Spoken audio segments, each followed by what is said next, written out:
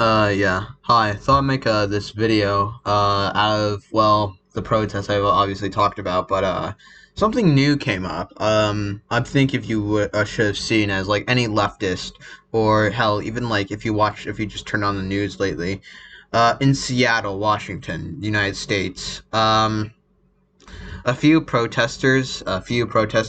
little brigade, I guess I would say, not brigade, but it's a little essential group decided to take over a territory and create the Capitol Hill Autonomous Zone, an anarchist commune, and essentially collectivized production and the communalized distribution according to the people's production and the people's needs. Upon to, a commune, obviously. And that's kind of like what's happening there in Capitol Hill of Seattle. I want to make this video because I want to give my thoughts upon this, because this is entirely of a new workers takeover, entirely of an area that we have seen, and it truly shows that we are in the midst of history right now. We are seeing history unfold within our grasp, and entirely it's favoring upon to like a lot of leftist ideas and a lot of socialist ideas as well, of what needs to be done, and things are already being done by it. However, to some sort of extent, that I feel needs to go further but cannot go further with the entire structure of the Capitol Hill Commune, and that's why I want to make this video. So, anyways, let's get started into the entirety of the video. So one thing that I've been doing some sort of research upon to the Capitol Hill. Keep in mind, the Capitol Hill Commune, the Capitol Hill Autonomous Zone, CHAZ. I'm gonna refer them as the commune for now. The commune essentially function in itself as described itself as an anarchist commune with essentially collectivized government and collectivized entirely of the people, based upon to the people, where the people themselves essentially have the control upon everything. Right? They have control upon to the production, distribution, government, and whatever. No state, no essential place. The only governmental body is the people, and that's it. It's a decentralized, autonomous zone, on a decentralized commune, that is upon to the people, and no actual, and from what I can tell, there's no militias really. There's no arming people. There's just there's production and distribution, and a governmental body that is decentralized so fucking much. That is just decentralized as hell. And yeah, so what we have to understand here is that, yeah, it's decentralized. There's just production. There's only there's only like really distribution based according to the needs, and goods is essentially distributed upon to the people based upon to their production as well, and everything's good, and so far they've been doing really good. They've been expanding their territory. They've been essentially distributing goods that essentially should have been given as a natural right entirely, and yeah, it's so far looking good. But, and there's always a but, as I mentioned before, they are decentralized. They don't really have a prominent centralized militia, proletarian militia. They don't have a state controlled by the entirety of the workers. There's no central committee. There's no any committee at all. It's a decentralized form of governance. That's not even really about governments. It's really, well, anarchy, and not in the same sense as like actual chaos, like, oh, people are killing each other and doing all that. No. It's just there's no governmental body at all. The people themselves are just doing what the fuck they want to. They're just there, saying, hey, how you doing, Bob? Oh, I'm doing well, Jim. How about you? Oh, I'm doing good. All right, have a nice day. You too. That's really it. That's all there is. Sorry for that little fucking skip, but that's my point, right? It's a decentralized format that's letting people do whatever the hell they want. Hey, you want to go fucking fish, go fish, or, well, it's a landlocked country, a zone, commune. So yeah, either way, and it's very decentralized with no actual form of governance whatsoever, or centralization at all. The people have control of it. And this is good and all. There needs to be some form of democracy, and I'm not denying that. I am very much upon to the proletarian democracy, very much. However, there needs to be some form of centralization upon to the democracy, and this is where I actually give onto the advice upon to the Capitol Hill, onto the commune. Like I said, I would say.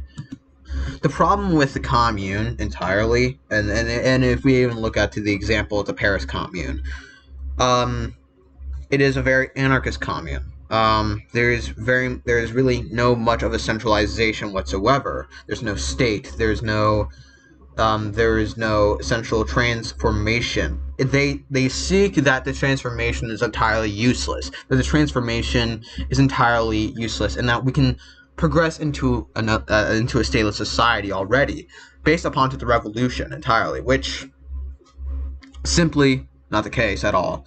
And this is entirely why. The problem is with the entirety of the decentralization within the commune. I'm going to refer as the commune from now on. Within the commune, is that upon this entire this commune, it's very decentralized. No form of militia, no form of state, no form of anything at all. Just essentially the people taking over. And what we're already seeing now is the Marine Corps closing in on it, the police corps essentially invading onto these lands as well, protesters fighting without any form of actual training whatsoever, and it's essentially a nightmare. A nightmare that would probably soon be crushed entirely. And even then, I see a lot of anarchists comparing, the CHAZ, comparing it to the Paris Commune. We have to understand what happened to the Paris Commune and how it happened too.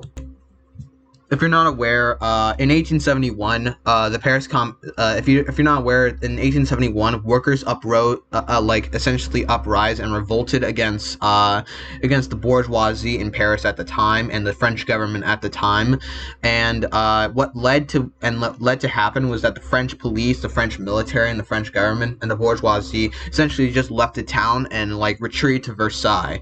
So when the workers found out about this, they essentially proclaimed and self-declared the Paris Commune, the first instance of the dictatorship of the proletariat, as Marx talked about in his writings. And Marx and Engels was thrilled by this. They're basically and basically Karl Marx and Engels, they basically said, "Holy shit, this is actually happening! Holy hell!" And they were essentially congratulating onto the workers. But then this happened. Throughout the entirety of the time, the Prussians and the French have been fighting each other for so long, and there's been economic hardship within the entire lands of France. But the Paris Commune was doing well because, production was based upon to the people, and it based upon the distribution of need, and it was very decentralized, and there was really no point onto the actual governments. It was the very first dictatorship of the proletariat, and even then, this is considered as a victory at the time. But what later happened entirely throughout the months, in just 2 months period, the French and the Prussians essentially came back, essentially decided to have an armistice to take down the Paris Commune, to take down the Paris Communists. And what happened was that the entirety of So what later on happening was that the Prussians in the east essentially invaded from the north and the east, entirely tried to take down the entirety of the workers. Luckily, they fought back against the Prussians, but in the east, but they couldn't fight them back into the north. And then the entirety of the French National Guard and the French government essentially came back to Paris with a heap of an army. And essentially invaded from the west and took almost every position whatsoever. As far as we knew, entirely into this struggle, the Commune in France, I'm going to refer to the Paris Commune. The Paris Commune essentially kept falling and losing positions, losing resources, and losing everything that they fought so hard for by the bourgeoisie. And what later happened was that the Prussians essentially took position from the north and essentially met up with the French army and started taking them down left and right. And it got so bad that the entirety of the proletarian government essentially had to retreat out of France. but they were later caught by the French government, and they were and a lot of the governmental body, part of the Central Committee, not the Central Committee, but entirely of the the governmental body in France was essentially executed. And later on, these little brigades that the French Commune, that the Paris Commune had, it was all being suppressed. Now they didn't have any leadership, and they never even had leadership whatsoever. It was so decentralized that they couldn't fight entirely. So they were surviving in small pockets, waiting to pick their targets. But then it was a house-to-house warfare. So they were later crushed, and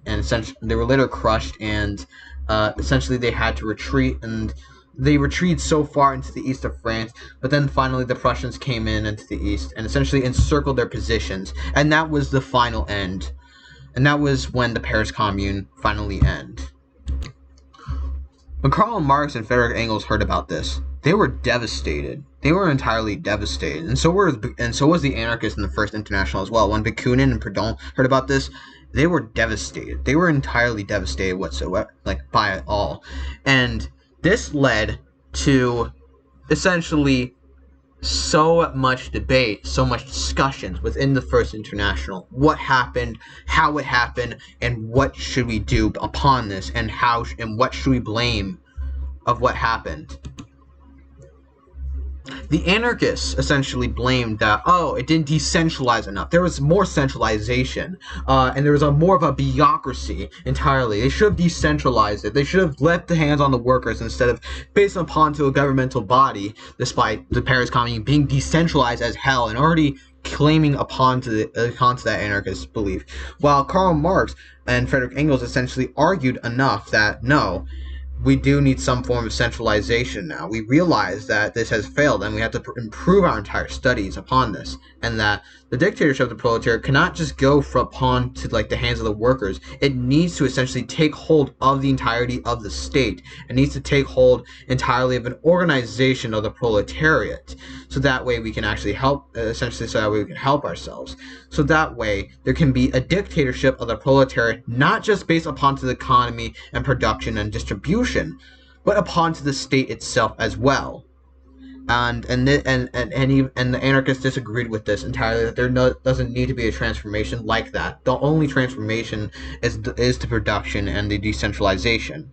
They argued over and over again upon this until finally Bakunin had enough and tried to form their own international. The Communist part of the First International, even some anarchists as well, saw this and actually claimed Bakunin as a traitor, and later Bakunin was essentially kicked out. But some other anarchists essentially saw this, and they called the communists as traitors, and they left the entirety of the First International. They called them as they were taken over by, as they say, a bureaucracy within it, or an oligarchy of an authority, and they essentially left the party. And this history is basically kind of like what you can claim as the start of the anarchists and the communists infighting. And who was correct, Bakunin or Marx? And this is very much the case.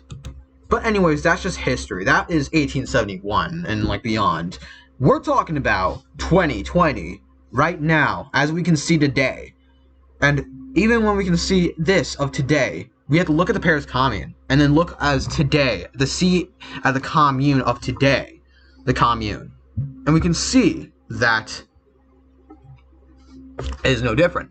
There's no militia. There's no vanguard party. There's no party of the proletariat. There is no state of the workers. There's no dictatorship of the proletariat. There's nothing of that. There's no centralization whatsoever. It is just the workers taking over on this production, and that's it.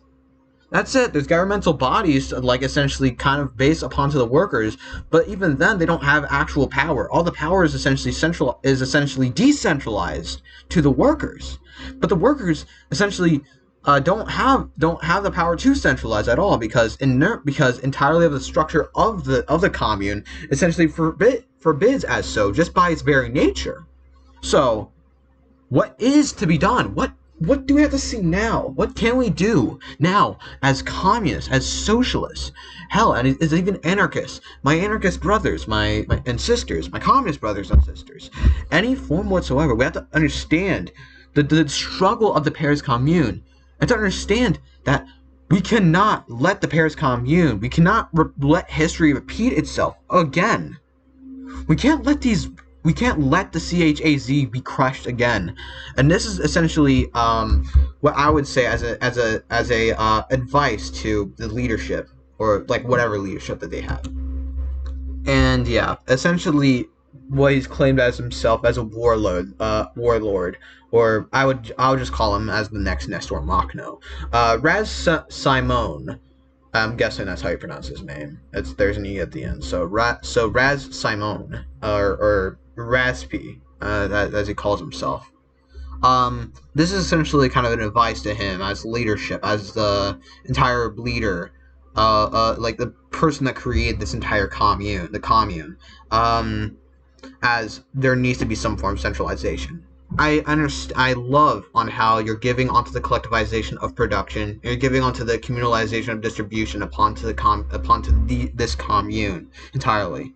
But there has to be more than this. There can't just be the entirety of just production taking over and the communalization of distribution. There has to be more. You have to set up a centralized proletarian militia. You have to set up a state of the workers, the dictatorship of the working class. You have to set up some form of way where the workers themselves essentially have the control upon it. And there has to be some form of centralization. There needs to be a central committee. There needs to be some form of state controlled by the entirety of the hands of the workers entirely. There's a reason why it's called the dictatorship of the working class, dictatorship of the proletariat. Not to be obviously confused by an actual dictatorship, obviously. It is not to be confused with an actual dictatorship, obviously. This is merely the workers taking over. There's a reason why it's called this, right? And it's called this because this is a transformational period between capitalism to socialism and then finally to communism. The dictatorship of the proletariat itself is a transformation, and that the workers themselves need to essentially centralize themselves so that way they compete entirely with the world market, and actually make the revolution international and compete against the entirety of the world market. So that way capitalism actually has the chance to essentially concede or essentially be brought down based upon to the workers themselves and the entirety of the entirety of the transformation of the working class. And there's a reason upon this as well, because if we don't do this, then everything that the workers have fought so hard for, everything that the workers' revolution fought so hard for, would be destroyed and would be essentially decentralized to the point. So by this, we have to actually ask Raz Simone, centralize the commune, create the central committee, create the entirety of create a worker state, create some form of workers' government, create a state controlled by the working class. Because if it's not centralized soon, if there's no proletarian militia soon, then this entire thing would be destroyed. And for God's sake, man, create the Vanguard Party. We need some form of vanguard. We do. There needs to be some form of party of the proletariat where the proletariat themselves can organize themselves instead of just being spontaneous. And just hoping to God, hoping to some form of deity, whatever that may be. That essentially would just go back, or it's just natural to happen when, if we can actually look upon to many other anarchist revolutions and even decentralized revolutions at that it's not natural for essentially these people to essentially just centralize themselves or just do something. They're just gonna be crushed, and they're always crushed all the time by the bourgeoisie, or by some form of traitor of the working class. So this is really as a comrade to a comrade, and I do consider it as the CHAZ, the commune, as fellow comrades. Please work on the structure, work upon to the structure, and do something upon this. Because if you don't, this entire little project, this commune, will be crushed, and there'll be no need for this. Everything that you have fought so hard for, that we have fought so hard for, would be destroyed. That being said, keep in mind, and this is the conclusion, or at least the pre-conclusion, what I'm saying here is not really much. Things may change in the future. It may change in the future, and we may actually see this commune be this centralized commune as working and actually sustaining itself for a long time.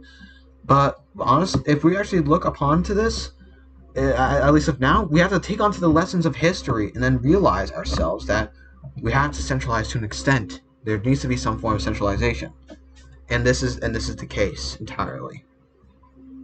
So now, the conclusion of this, right, is that there needs to be a party of the proletariat. There needs to be a state of the working class. There needs to be a central committee. There needs to be some form of way. There needs to be some form of committee where the workers themselves have a democracy, but the democracy is centralized to an extent, but it still represents the entirety of the working class, the workers taking over upon it. A proletarian democracy, the dictatorship of the proletariat, i.e. the dictatorship of the workers, and etc., the workers' state, etc., whatever you call it. That's what needs to be done. But yeah, I do consider these people as comrades, and I do hope that their commune works well. But there needs to be some form of way where this needs to be does need to be taken. And even for any anarchists like watching this, you can come onto your own ideas, and we can discuss as well upon to the comments. I don't mind that. Anyways, Socialist links. I decided to make this video. If you liked the video, then hit the like button down below. I'd very much appreciate it. If you're new to my channel, hit the subscribe button. I'd also very much appreciate it. Anyways, yeah. Socialist links is out.